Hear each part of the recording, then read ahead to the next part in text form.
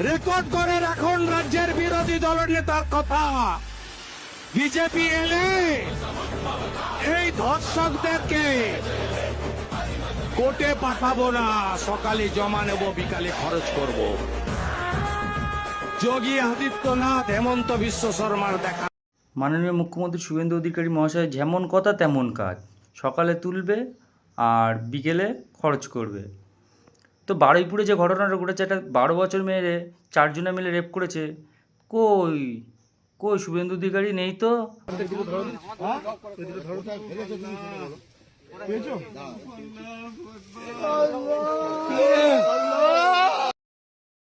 এসব দেখার পরে একটা কথা কি মনে হয় যেন, ঘেন্না লাগে যে আমি ইন্ডিয়ায় জন্ম হয়েছি ও পশ্চিমবঙ্গের বাসিন্দা, আমার ঘেন্না লাগে এই কথাটা ভেবে।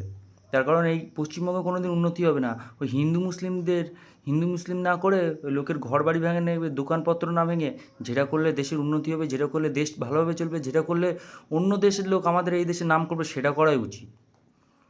ওই এসে কারো দোকানপত্র ভেঙে, ঘর বাড়ি ভেঙে, তাদেরকে রাস্তায় নেমে দিয়ে এইসব না করে যদি বিচার হয়, বিচার কখন হবে? 5ই জুলাই তাদের এই ধরা পড়েছে, এখনও 24 ঘন্টার বেশি হয়ে গেছে, কোনো অ্যাকশান নেই। কেন? সকালে নেবো, বিকেলে খরচ করব, কোথায় গেল তোমার সেই মুখ? মানুষকে যে জবান দিয়ে রাখতে পারবো না, ওরকম জবান মানুষকে দেওয়াটা ঠিক না। মাননীয় মুখ্যমন্ত্রী শুভেন্দু অধিকারী, আপনাকেই বলা হচ্ছে কথাটা।